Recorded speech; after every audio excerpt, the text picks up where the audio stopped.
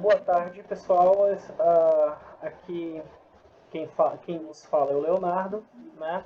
Eu estou com a professora Joana Dark, professora do Ensino Fundamental 2 na Escola Municipal Professor Zusa, a qual foi minha excelentíssima supervisora, me dando o prazer de estar com aquelas criaturinhas abençoadas, né? E hoje nós vamos iniciar a nossa entrevista quanto às, ah, sobre o papel do professor e as principais situações que envolvem, de um modo geral, a nossa, a nossa profissão futura, né? Então, só um momentinho, professora, enquanto eu abro aqui as nossas perguntinhas, coisa rápida.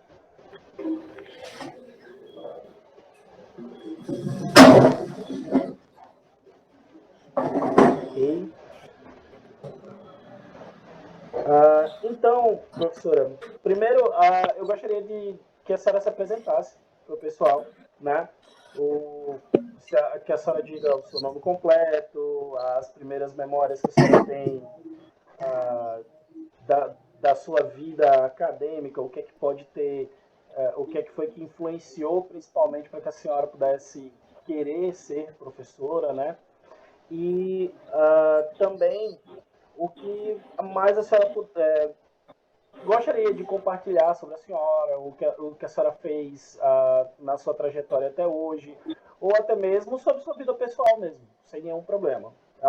Esse é o momento da nossa apresentação pessoal, para que o público possa lhe conhecer. Boa tarde a todos. Meu nome é Joana Dark Silva de Almeida, né? Estou na educação já há alguns anos e atuando com língua portuguesa, acho que uns 10 anos por aí, né? Entrei para a educação sempre foi algo que eu quis, né? Eu lembro que na época eu era casada e meu companheiro queria que eu fosse fazer científico e eu teimei com ele que eu queria magistério e com muita insistência, persistência, eu fiz magistério, concluí magistério. E meus professores me orientaram assim que até 2010 tinha que fazer pedagogia.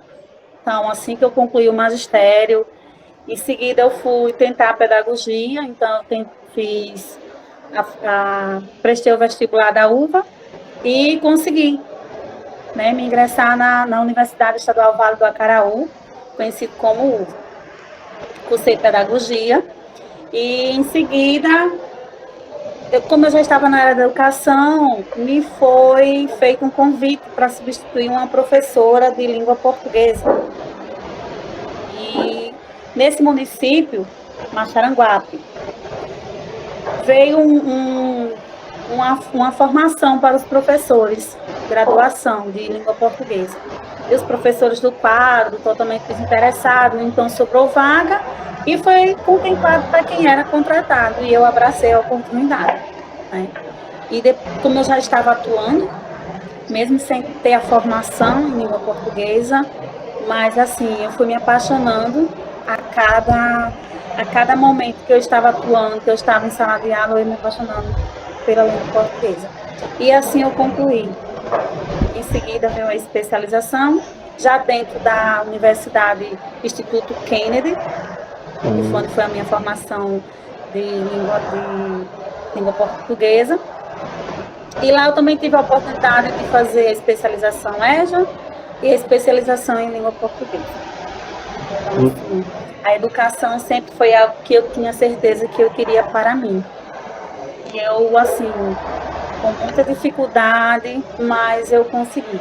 E a cada dia eu me apaixono mais ainda, porque eu sei o quanto nós somos importantes, o quanto nós contribuímos diretamente na vida de nossos alunos. De fato.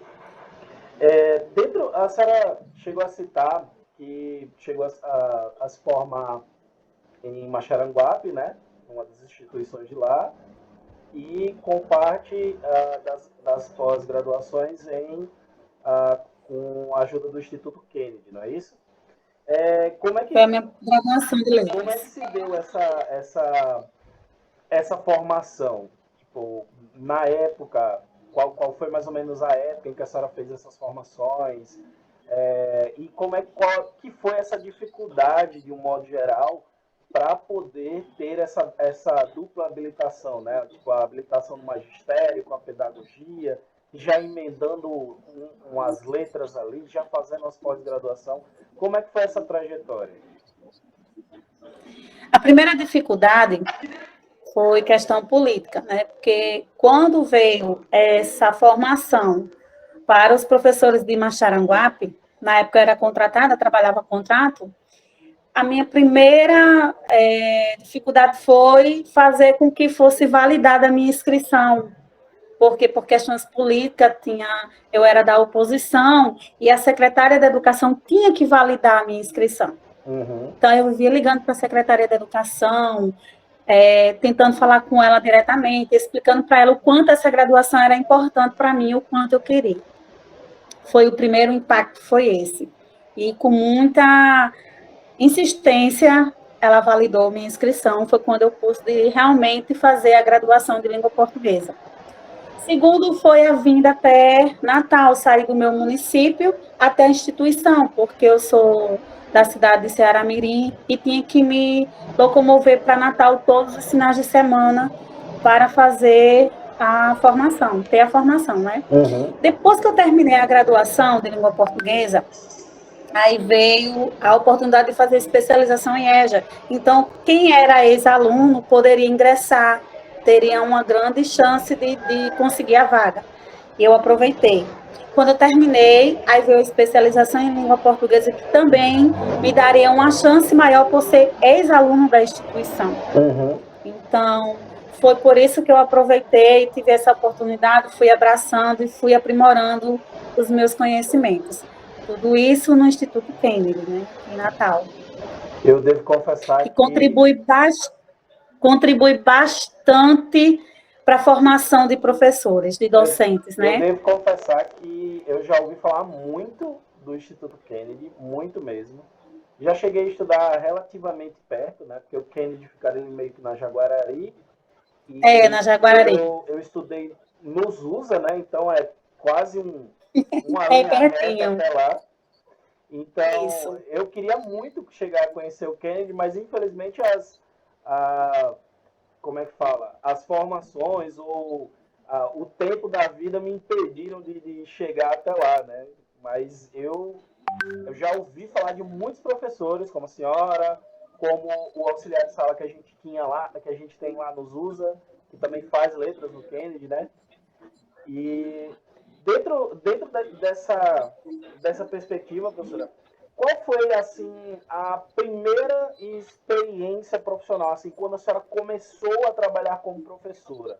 Onde é que a senhora começou a trabalhar? Como é que a senhora começou a exercer? Qual foi o cargo? Se foi auxiliar de sala, se já foi professora direto, se foi, como eu já ouvi alguns professores, eu comecei trabalhando na secretaria, depois eu fui para a sala de aula. Como é que se deu essas atividades, essas primeiras atividades como professora? Quando eu comecei a cursar magistério, eu era doméstica, né? Eu trabalhava em uma residência. E assim que eu concluí o magistério, 2002, teve uns contratos na minha cidade de Ceará-Mirim. Uhum. Começaram a contratar alguns professores e eu procurei uma pessoa que trabalhava na Secretaria da Educação, onde me deu essa oportunidade. Uhum. E o meu primeiro desafio foi trabalhar no quinto ano, em um município, né, distrito de Ceará-Mirim, chamado Matas, aonde eu peguei uma turma de quinto ano e teria que colocar, o meu primeiro desafio, quando eu consegui o contrato, foi conseguir colocar 2 bimestres em um, porque esses alunos estavam sem professores, e eu fui substituir esse professor, então eu tive a minha primeira turma, minha primeira experiência foi em um quinto ano. Hum. da Escola de Matas. Mas Não lembro bem o nome da escola. isso foi no quinto ano do Fundamental 1, ou foi na antiga formulação da quinta série? Não, quinto ano do Fundamental 1. Já com a nova formulação de séries, né? Não, era a antiga. A antiga, certo. É, porque foi 2005 que então ainda era antiga. Ah, tá, certo, perfeito. Visando essa perspectiva, professora, da época em que a senhora começou na educação, começou a trabalhar, até mesmo antes de visar ser professora, de começar o curso do magistério, daquela época para cá, como é que a senhora vê essa trajetória da educação aqui no estado, no Brasil? Como é que foi essa trajetória? Foi uma trajetória conturbada? É uma trajetória que ainda tem muito a ser trilhada? É uma coisa que a gente já evoluiu muito ou teve retrocesso? Como é que a senhora vê isso? Olha, sinceramente, eu posso definir essa tua pergunta em uma única palavra, que é desafio. Nós encontramos muitos desafios. Quando eu peguei o desafio, o primeiro desafio, que foi em um quinto ano, eu encontrei alunos com muitas dificuldades de leitura e escrita, onde eu procurei o coordenador para intervir, né, porque eu não podia passar alunos para o sexto ano sem o básico, leitura e escrita. E eu não tive êxito, não tive o apoio do coordenador. Eu fui ao gestor e o gestor me autorizou a intervir. De que forma eu intervi? Eu liberava 1 hora mais cedo os alunos que não precisavam de um reforço e ficava 1 hora com aqueles alunos até o término do horário, dando uma aula de reforço para eles. No decorrer desses anos, eu percebi que a educação ela não mudou muito. Por quê? Porque hoje, em pleno século XXI, nós passamos agora por uma pandemia, aonde eu estou atuando no Fundamental 2, alunos de sétimo e oitavos anos, e eu encontro a mesma dificuldade. Então, não houve muito avanço de quando eu iniciei para a atualidade de que nós estamos. Por causa do que nós passamos os 2 anos. Nós encontramos alunos que praticamente ficaram 2 anos sem ver o básico. E foi algo assim que, por mais que eles estivessem online, por mais que tivesse aquela, como é que eu posso dizer, tivemos aquela intervenção de mandar os trabalhos para os alunos, nessa época eu estava no estado, né? Mas eu estou falando da realidade dos alunos do município que eu encontro hoje. Sim. Então, eu ainda encontro alunos hoje, nos 7º anos e no 8º anos, com muita dificuldade de leitura e escrita. Então, não é algo que mudou, permanece. Então, é algo que a gente tem que realmente, como professores, nós temos esse desafio. Por isso que eu te falei que eu definiria a tua pergunta com a palavra desafio, porque é o que nós encontramos em sala de aula, um grande desafio. Por exemplo, quando eu entrei este ano no ZUSA, na Escola ZUSA, que é a escola que eu estou atuando agora pelo município de Natal, eu encontrei alunos dos 7º anos com muita dificuldade na leitura e escrita.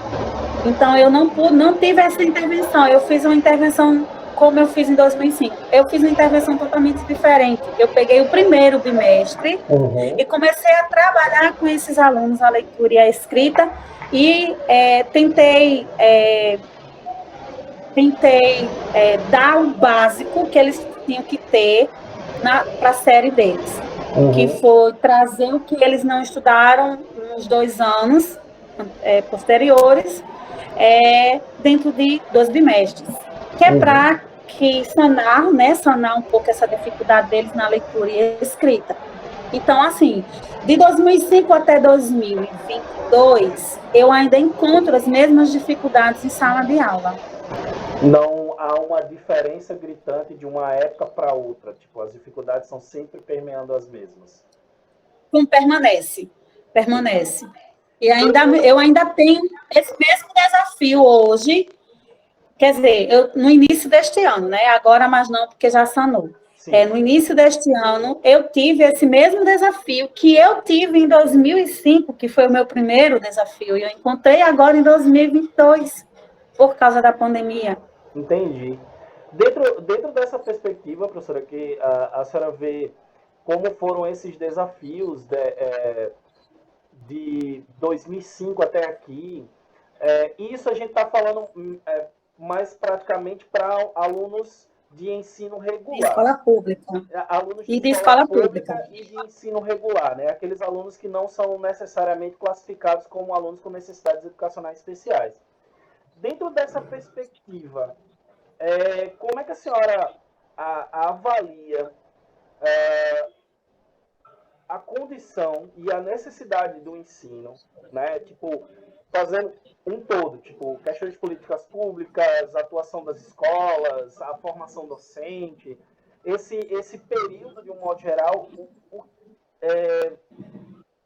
qual é a perspectiva que a senhora enxerga para o ensino desses jovens com necessidades educacionais especiais? Os jovens autistas, com alguma deficiência física ou sensorial, e o que traz essa carga de dificuldade a mais para o professor dentro de sala de aula, tendo que lidar com alunos fora de faixa e, ao mesmo tempo, tendo que lidar com alunos com necessidades educacionais especiais, em que, querendo ou não, nem sempre a gente tem um auxiliar ali para poder nos ajudar nesse tipo de situação. Como é que a senhora vê isso? Na realidade que nós temos hoje, as políticas públicas, elas estão realmente sendo inseridas nas escolas. Nós temos no município de Natal, vou falar da realidade que eu tenho hoje, tá? Não vou falar de outras realidades com o estado, que eu saí em outubro, vou te falar da realidade atual. Apesar dos desafios, nós temos aqui no município de Natal nossos auxiliares, que contribuem bastante com isso aí, principalmente na hora de dar um suporte maior a eles. Né? Nós temos salas com 25, 26 alunos, e nós temos os alunos com necessidades especiais, cada um com seu auxiliar. Ou então um auxiliar para 2 alunos com necessidades especiais, dependendo da sua necessidade. Mas nós temos esse suporte, que é um suporte que está, assim, contribuindo bastante para o desenvolvimento e para a inclusão desses alunos com necessidades especiais. Então, essas políticas públicas aí, realmente, nós temos aqui no município de Natal e que está contribuindo bastante para a inclusão. Que bom, é muito bom saber disso, né? Tendo em vista de que, como a gente já tinha comentado, a minha pretensão de formação acadêmica é justamente tentar ver uma forma de um ensino da língua portuguesa para alunos que têm maior dificuldade de aprendizado. Né? Dentro desse contexto, o que a senhora sente que, dentro da sua formação, de tudo que a senhora fez, a formação continuada, que a gente sabe que tem a SME dá um auxílio, o CEMURI tem uns cursos de vez em quando, mas o que a senhora acha que falta na nossa formação, ou se não falta, se tá uma coisa completa? Algo que poderia nos ajudar quando sairmos da universidade para a sala de aula, que pudesse nos preparar anteriormente. O que a senhora sente que poderia complementar a nossa formação acadêmica para poder lidar com esses alunos? As formações continuadas. Aqui em Natal, logo no início do ano letivo, nós tínhamos uma formação continuada que parou. Então, isso aí nos ajuda bastante. No início, nós tínhamos esse suporte. Mas também o tempo. Né? Às vezes a gente trabalha 12 expedientes e a gente precisa de mais tempo para elaborar, para organizar e colocar em prática. Né? Então, assim, as formações continuadas eram algo que, assim, contribuiria bastante para a nossa formação acadêmica. Então, seria um suporte muito bom. Então, a senhora acha que, se houvesse uma regularidade de formações continuadas para os professores, com um tempo apropriado e dedicado dentro do ano letivo, para que eles pudessem estar sempre se aprimorando e tudo mais, isso ajudaria muito, tanto para o aluno regular, quanto principalmente para os alunos com necessidades educacionais Com especiais. certeza, com certeza. Nós tínhamos, logo no início do ano letivo, nós tínhamos, e isso era feito no dia do nosso planejamento. Nós tínhamos essa formação continuada, mas que, não sei o motivo, não, mas que contribuía bastante. Entendi.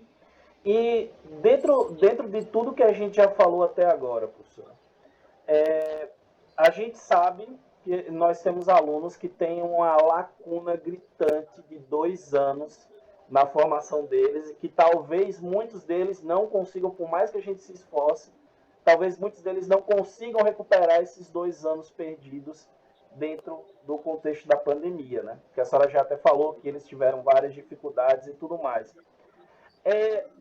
Como é que a senhora consegue ver, por exemplo, esses alunos pós-pandêmicos, daqui a 1 ano ou 2, a senhora acha que é possível recuperar esse tempo perdido sem que eles sofram com tantas lacunas de ensino e que eles consigam aproveitar o contexto acadêmico deles, por mais que tenha sido mais enfraquecido devido à pandemia, para o futuro? Leonardo, mais uma vez eu vou te reforçar uma palavra. É muito desafiante estar em sala de aula, porque por mais que nós, professores, tenhamos uma organização, tenhamos um planejamento, tenhamos aquela boa vontade de sanar essas dificuldades, essas lacunas que tínhamos, mas não depende só de nós, professores. Nós temos muitos desafios em sala de aula. Nós temos alunos, nós encontramos alunos hoje com problemas psicológicos, com dificuldade de aprendizagem, com desinteresse. E como você, acredito que você tenha presenciado algumas vezes, eu chamando a atenção de alguns alunos porque dispersos demais. Nós temos lá fora da sala de aula, nós temos pouco tempo na sala de aula com os alunos.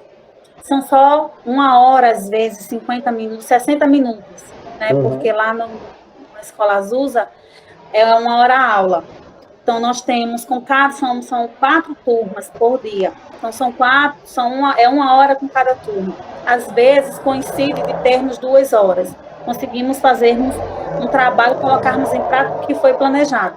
Mas a gente encontra tantos desafios que não depende só da gente. Por mais, como eu te falei, por mais que a gente tenha um bom planejamento, por mais que a gente queira sanar e sair, nós temos um alunado hoje totalmente dispersos, porque lá fora tem muitas atratividades, tem muitos, por mais que a gente se desdobre numa aula dinâmica, por mais que a gente tente fazer uma aula que realmente tenha atenção do aluno, é difícil, é muito difícil.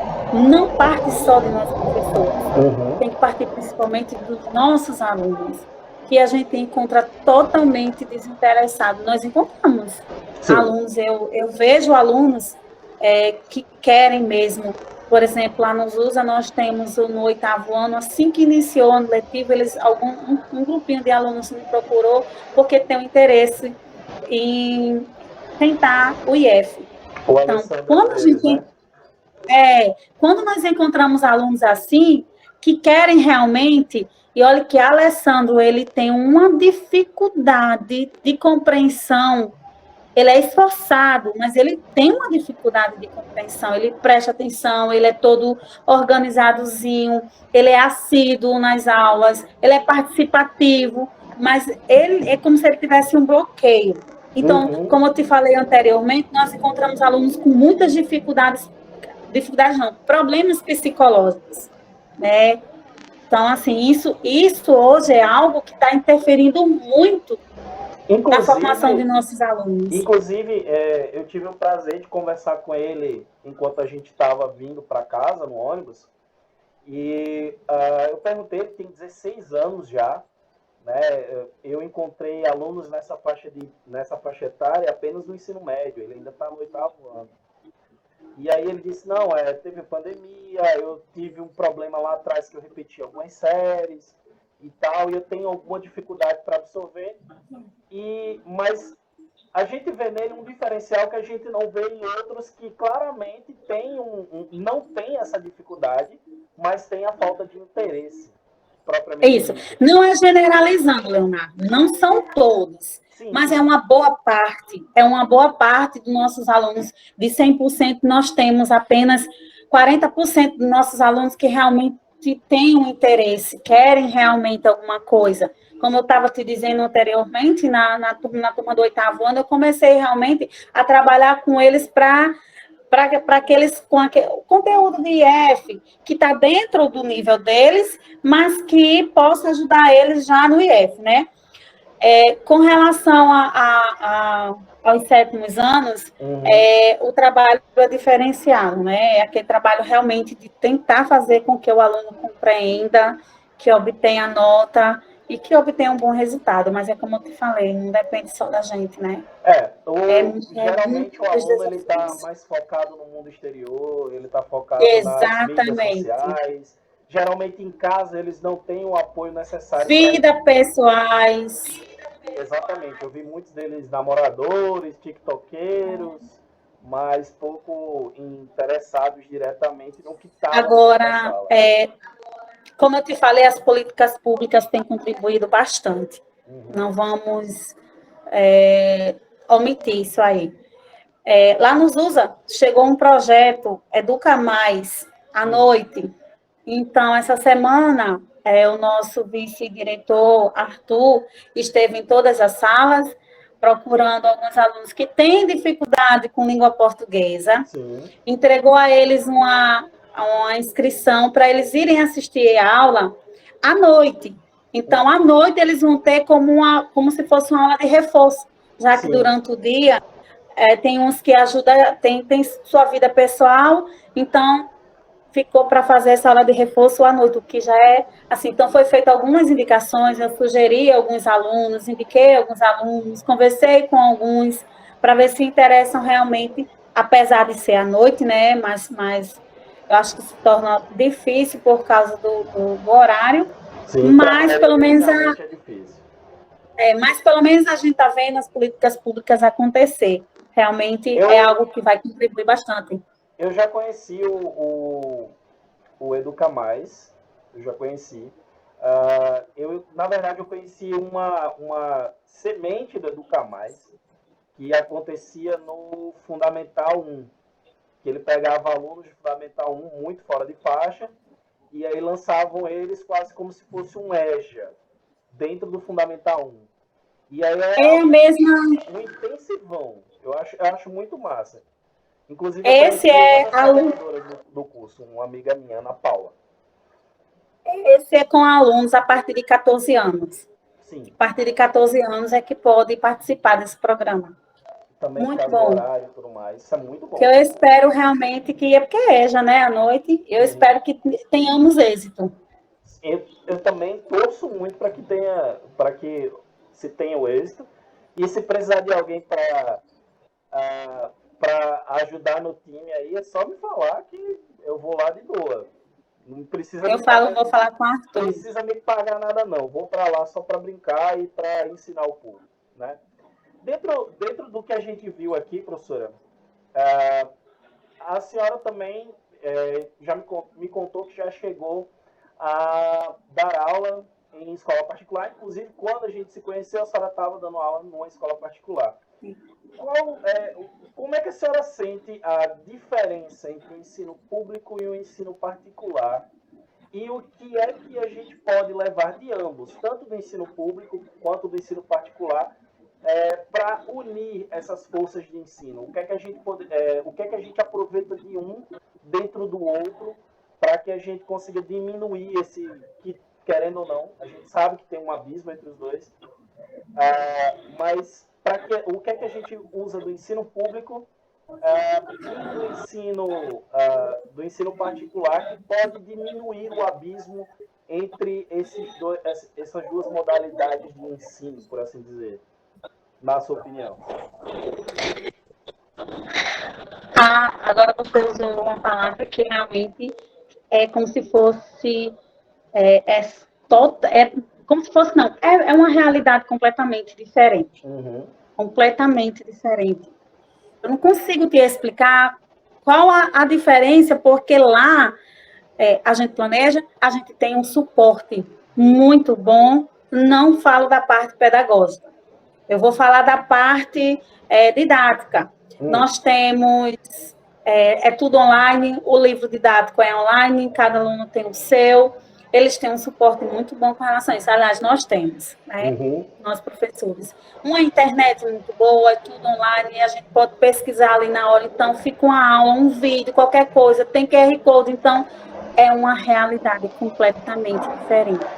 Agora, com relação ao que poderia fazer para melhorar a pública, seria um bom planejamento e saber dividir bem os horários, o tempo, né? Isso aí é muito importante para nós professores de escola pública.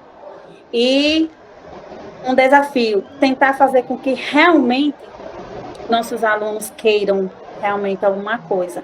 Então, a dificuldade maior é essa, porque nós encontramos na escola pública alunos, a gente encontra também na escola particular alunos com problemas psicológicos, com dificuldades. Nós encontramos, nós temos. Mas é muito diferente. Eles têm mais conhecimento do que os alunos de escola pública. Eu não consigo identificar, eu não consigo te explicar como é que um aluno de escola pública tem tanta dificuldade de compreender um conteúdo, enquanto na escola particular eles têm mais facilidade de compreensão.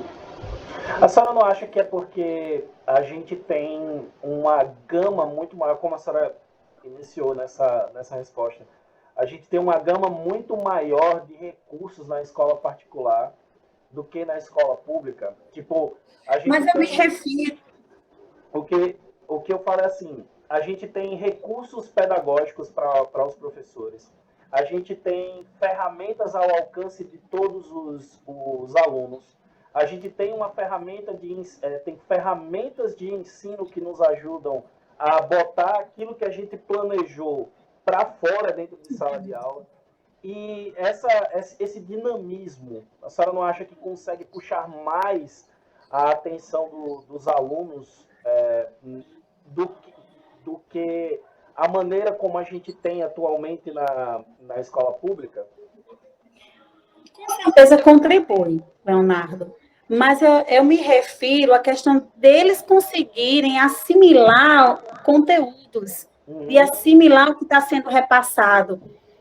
Os alunos de escola particular, eu não sei se porque eles já vêm, né, numa rotina muito puxada, e tem a cobrança dos pais em casa, com certeza isso aí contribui.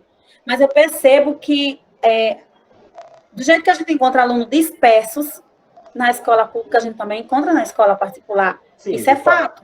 De fato. Mas a gente vê que na escola pública é gritante a dificuldade deles de compreensão.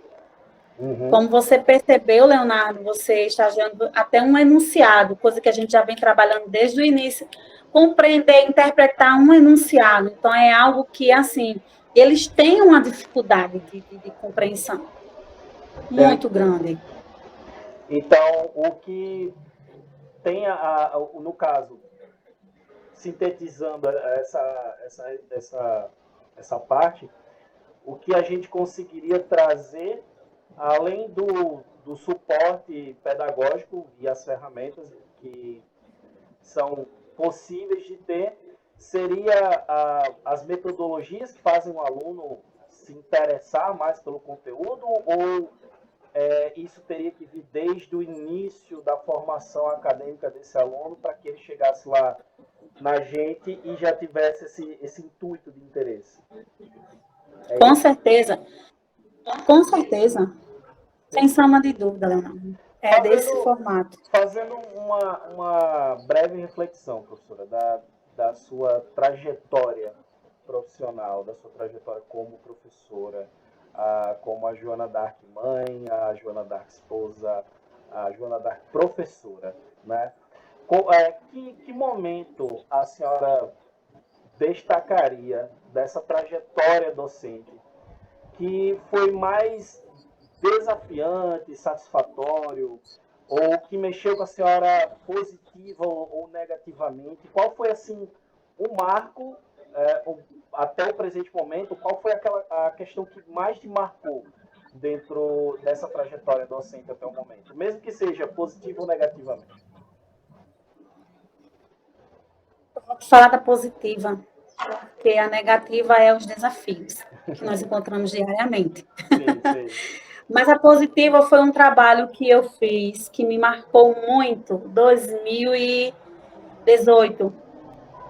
Eu trabalhava pelo município de São Gonçalo e entrei para trabalhar com alunos de educação infantil. Na época também eu trabalhava também em Ceará Mirim com Fundamental 2, língua portuguesa já.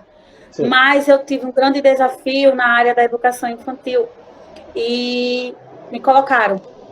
Eu não queria de jeito nenhum trabalhar com a educação infantil e tudo. Enfim, porque eu queria realmente seguir a língua portuguesa. Trabalhar com língua portuguesa, atuar com língua portuguesa. E quando me deram uma turma de educação infantil, apesar de eu já ter tido a experiência anteriormente, sim. Mas aí foi um desafio muito grande, porque eu fui trabalhar com alunos do nível 2. Quando foi, trabalhei em 2017, aí em 2018 me colocaram para um 5º ano, e em 2018 me deram educação infantil novamente. Aí foi onde eu tive um trabalho assim que até hoje me marcou. Nós fizemos, lá tem a mostra cultural, e foi feito um sorteio de temas, e nós tínhamos que trabalhar as obras de Cândido Portinari. Como trabalhar essas obras de Cândido Portinari com alunos de 3 anos, nível 2? Sim, realmente. Então foi um grande desafio, foi um trabalho que foi feito no projeto, foi colocado em prática, e assim, foi muito gratificante, foi muito prazeroso, porque depois do trabalho todo produzido pelos alunos, por quê? Agora eu vou abrir uma brechazinha. A gente vê muitos trabalhos expostos na educação infantil que muitas vezes não é feito pelo aluno. Sim, é mais feito pelo professor, pelo pai? Pelo professor, isso. E eu queria mudar isso, eu queria fazer diferente. Então, muitas vezes eu fiquei até no meu contraturno, quando eu não tinha aula em outra escola, pedia para a mãe trazer o aluno, né? E a mãe trazia o aluno, ou seja, o aluno ficava 2 horários em casa, voltava, para mim poder fazer os trabalhos, mesmo que eu sentasse eles no meu colo e fosse fazendo a pintura com eles, trabalhando, mas ali tinha a mãozinha deles, tinha o trabalho deles. E a mostra cultural saiu assim, perfeita. Foi um trabalho produzido pelos próprios alunos. E assim, quando eu vi, eu chorei para não trabalhar com a educação infantil, não quis ir, eu chorei na hora da reunião, não quero, não sei o quê, porque eu queria o 5º ano, né? Queria ficar com o 5º ano. E assim, eu não quero, não sei o quê. E usei até uma expressão assim, vou ser babá de quê? Olha, que eu já tinha pedagogia, vou ser babá, não sei o quê, eu não quero isso, não sei o quê. Enfim, resumindo. Quando a coordenadora me procurou, porque viu que eu tinha ficado muito chateada, Joana, a gente vai ver na possibilidade de realmente colocar você em outra turma, não sei o que. Eu disse, não me deram um nível 2, então eu vou ficar com o nível 2. E no decorrer do ano letivo foi algo assim tão gostoso, tão prazeroso, foi tão produtivo, foi algo assim lindo. Então a mostra cultural, que foi apresentada no final do ano letivo, que ganhou um destaque no município de São Gonçalo, onde saiu uma nota, porque nós tivemos na Mostra Cultural visita do pessoal da Secretaria de Educação, e a minha aula ficou assim, algo que chamou muito a atenção. Foi um trabalho assim, diversificado, que foi feito realmente pelo próprio aluno, é tanto que eu registrei tudo. E na amostra tinha lá tudo registrado no trabalho que foi produzido. Então, foi um dos trabalhos que foi algo assim que eu nunca mais esqueço. Teve também outro trabalho também, que foi na época que eu trabalhei também na Xaranguape, onde teve um projeto que foi um projeto que eu trabalhei agora, que eu defendi agora na minha banca, que foi sobre as Olimpíadas de Língua Portuguesa. Sim. Lá eu fui substituir a professora também, e nós trabalhamos as Olimpíadas de Língua Portuguesa, onde foi criado um livro, e foi através desse trabalho também que eu fiz o meu artigo, que foi a defesa da minha banca na especialização de língua portuguesa. Também eu tenho são dois trabalhos que, assim, foi gratificante, foi um trabalho que com as Olimpíadas de Língua Portuguesa, né, poemas, que foi trabalhado em 2012, eu trouxe agora para a minha banca, que foi a minha defesa, e foi, assim, algo que me ajudou muito. Então, eu trouxe algo realmente que foi da minha realidade, foi um trabalho que foi feito para a minha defesa da banca da especialização de língua portuguesa. Então, foram dois trabalhos, assim, que me marcou bastante a minha vida acadêmica, a minha vida profissional.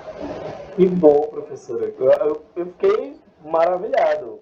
Eu achei muito interessante o fato de que a senhora puxou para si, a senhora puxou para si a responsabilidade de dizer, não, eu estou cansada de fazer o trabalho pelos alunos, de deixar os pais fazerem pelos alunos. Eu quero ver os alunos botando a mão na massa e eles tendo orgulho do próprio trabalho. E essa parte da Olimpíada Brasileira foi muito. Olimpíadas de Língua Portuguesa. A Olimpíada de Língua Portuguesa, é isso mesmo. Que é a OBL. A cada 2 anos. É. Isso. Acontece a cada 2 anos e eu, sinceramente, nesse período que eu tô, eu raras vezes ouvi falar dela. Porque dificilmente você chega na sala de aula, tem um professor lá instigando os alunos para eles irem para a Olimpíada de Língua Portuguesa, tanto quanto os outros instigam os alunos a irem para a Olimpíada Brasileira de Matemática, por exemplo. Nesse projeto, Leonardo, a escola teve uma aluna que foi contemplada. Ela foi escolhida pelo município. Então, porque tem o municipal, tem o estadual e tem o regional, se eu não me engano, são etapas. O regional e o nacional. Pois é. E nossa aluna, pelo município, ela foi escolhida. Tivemos uma aluna que foi escolhida. O mais interessante é que, quando eu coloquei esse trabalho como defesa do meu artigo, da minha banca, o coordenador lá do Instituto Kennedy, Arandi, ele participou desse programa nos últimos anos. Então, assim, quando eu levei o trabalho para apresentar, ele ficou, assim, maravilhado, e mostrei o livro que foi confeccionado esse livro foi confeccionado em 2 versões. A primeira versão do aluno, a primeira escrita, e a segunda reescrita do aluno. Então, foi um livro, assim, que ficou belíssimo. Que massa! Depois, se tiver ele em PDF, depois me passa que eu quero ver. Tenho não, acredita que eu não tenho. Então, professora, a gente chegou ao final da nossa entrevista hoje, né?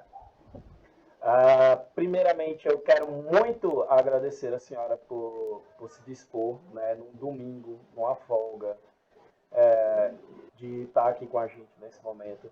Quero agradecer muito pelo seu apoio durante todo o processo que foi o estágio. Mesmo com aquela bagunça de quadro de horários, hoje tem, hoje não tem, hoje vai ter, mas depois não tem. E a senhora ali sempre... Você viu como é difícil? Nós temos os contratempos que dificultam também o nosso trabalho. Exatamente. E eu gostaria de saber se a senhora gostou desse papo, se a senhora gostaria de deixar alguma mensagem, alguma palavra para os nossos futuros docentes, futuros professores, que possa nos ajudar a ter forças para trilhar esse caminho daí para diante. Ah, Léo, eu amei a conversa, foi muito boa, foi bem espontânea, né? Foi extrovertida, foi produtiva. E a mensagem que eu deixo é que cada professor que está atuando e os que pretendem atuar, é que olhe para o nosso aluno com um olhar diferente, um olhar de psicólogo, um olhar de mãe, um olhar de professor, porque nós somos várias, várias profissões em um só quando nós estamos em sala de aula. E nós temos um carinho, um retorno tão gratificante, às vezes, quando a gente recebe um abraço, um cheiro, quando a gente vê que o aluno vai na porta da sua sala ali buscar e porque quer você naquela aula, ou quando termina um horário que o aluno não. Então, quando você vê que a sua aula realmente contribui bastante para, nem que seja um aluno, quando você sabe da sua importância na vida de um aluno, vou nem generalizar, né? Mas isso é muito gratificante. Então, o que eu deixo de conselho é que olhem, porque eu vejo muitos professores de específica, Leonardo, muito, não sei se a palavra correta é metódico, né? Eles têm um olhar diferenciado para o aluno. E quando nós temos não só a pedagogia, quando nós temos a formação de pedagogia, a gente olha para o aluno de uma forma diferente. Uhum. A gente olha para aquele aluno e vê que por trás daquele aluno tem outras coisas que contribuem para que eles sejam daquele jeito. Uhum. Então, a gente tentar sanar isso aí, tentar amenizar, não deixar fazer com que o estudo seja um fardo para eles. Fazer com que a escola não seja algo assim, como uma obrigação. Que seja algo leve, que seja algo prazeroso. Então, nós, professores, podemos fazer com que isso realmente mude, né? Faz parte do nosso papel. Então, eu vejo muito essa diferença entre o professor de pedagogia e o professor de específico. Como eu tenho as duas, então eu uso as duas. Uhum. Porque apesar de eu estar atuando na específica, estar atuando com língua portuguesa, mas eu uso muito da pedagogia, da humanização, de olhar para o lado humano dos nossos alunos, o que realmente tem por trás do nosso aluno. Às vezes nós estamos ali, Leonardo, na sala de aula, a gente não tem a mínima noção do que cada aluno passa na sua realidade, no seu cotidiano. Uhum. O quanto é difícil para eles chegarem até a escola. Então, por isso que nós, professores, podemos minimizar isso aí de outra forma. Seja num planejamento que às vezes não é bem sucedido, mas que alguma coisa fica. Seja numa aula que a gente planeja e que a gente não sai como a gente gostaria que saísse, mas pelo menos a gente tentou. E fazer com que realmente a educação aconteça. A gente precisa ter essa consciência de que está tudo aqui, ó. E por mais que nós tenhamos desafios, seja na parte tecnológica, seja na falta de um suporte pedagógico, seja na falta de políticas públicas, mas se a gente fizer um pouquinho assim, a gente faz a diferença. Uhum. A gente consegue. A gente consegue trazer nosso aluno para nós, para o nosso lado. É tudo tentar fazer que não seja algo muito pesado para eles. Então, é esse a minha mensagem. Olhar nosso aluno com mais carinho, com mais atenção, com mais amor, com mais afetividade. Que às vezes, que muitas vezes eles não têm nem mesmo dentro da própria casa. Né? São carentes até de carinho, até de atenção, de uma palavra amiga. É, eu percebi Nós bastante isso. encontramos na escola situações diversas, Leonardo, que muitas vezes a gente não tem nem conhecimento, só a Eu, direção que tem conhecimento. eu tenho que confessar, minha garganta tá meio ruim, tá? Esse final de semana. Desculpa, eu tenho que confessar que quando eu cheguei lá, eu pensei que eu iria viver a mesma coisa que eu vivi no estágio anterior. Eu tive uma aluna que um dia ela desistiu. Ela desistiu da própria vida e ela cometeu suicídio, né? E isso foi faltando 2 semanas para eu terminar o estágio na escola. E quando eu cheguei lá, eu vi o Igor voltando da direção e as meninas dizendo, ele tava com um pedaço de vidro para se cortar. E eu fiquei, nossa, não, que é isso? Eu vou viver a mesma coisa aqui, Meu grudinho, Igor. E quando eu chego, quando eu começo a olhar para o Igor, eu já vejo que ele não é o carinha que faz as coisas por ser mal. Ele não é o cara que briga com todo mundo por ser mal. Ouvindo, vou só ligar a luz. Ele é basicamente o carinha que tem aquela dificuldade por simplesmente não ter esse afeto vindo de outro lado. Então ele sente a necessidade de chamar a atenção para aquilo, ele sente a necessidade de provocar para que ele possa extravasar aquilo. E o pouco tempo que eu tive com ele, eu consegui sentir isso e poder ver além disso. Então, quando eu estava explicando, o Igor estava copiando, o Igor estava fazendo, o Igor me respondia quando eu perguntava. E isso com certeza, isso fez a diferença para ele. E o quantas vezes a gente não entra na sala de aula, dá a matéria, sai, e é a mesma coisa que se não tivesse entrado. Igor é um aluno que, quando eu penso que não, ele está na minha sala. Professora, deixa eu ficar aqui. Professora, ele vai, fica na porta da sala. É meu grudinho ele. Então, é o que eu acabei de te dizer. A questão sabe, eu sofro tanto, às vezes a gente tenta, Igor, não... Como é que eu posso te dizer? A gente tenta não se envolver muito, sabe? Sim. Mas a gente acaba se envolvendo, porque você conseguiu ter um olhar que eu tenho com eles. Uhum. É meio que impossível. Que muitos não têm. É meio que, para mim, é meio que impossível eu não me sentir envolvido. Eu passei com eles, tipo, meia hora. Por exemplo, de 10 anos das vidas deles, 10, 15 anos, eu passei com eles meia hora. Porque foi um curto espaço de tempo que eu fiquei com eles. Mas se eu ver eles na rua, eu vou dizer, olha, foi meu aluno. Se brincar, eu estou em algum canto, eu escuto alguém gritando, professor! E sempre vai ter. Porque eu entendo esse ponto de que eles não são apenas pecinhas que eu vou jogar um conhecimento na cabeça deles. Eles são seres humanos. Eles sentem, eles precisam de outras coisas além de uma simples matéria. É verdade. É isso mesmo. Então, professora, eu gostaria muito de agradecer a senhora, tá? E ao pessoal do LUSA, sobretudo pela oportunidade de estar estagiando lá, de voltar à escola onde eu estudei, de entender como é que ficou a realidade lá depois de muito tempo, né? Porque eu saí de lá de 2005, já estamos em 2022, né? Então tem um bom tempo aí. E de ter tido a oportunidade de ter uma pessoa maravilhosa como a senhora, com quem eu pude aprender bastante.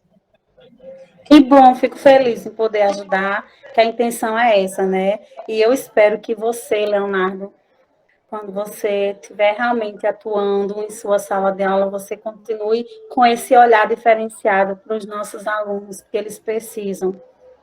Isso vai contribuir bastante para o desenvolvimento deles como aluno, como pessoa, e você vai ver que o nosso papel é um papel, Maria, de uma importância. Eu não consigo me ver fora de sala de aula.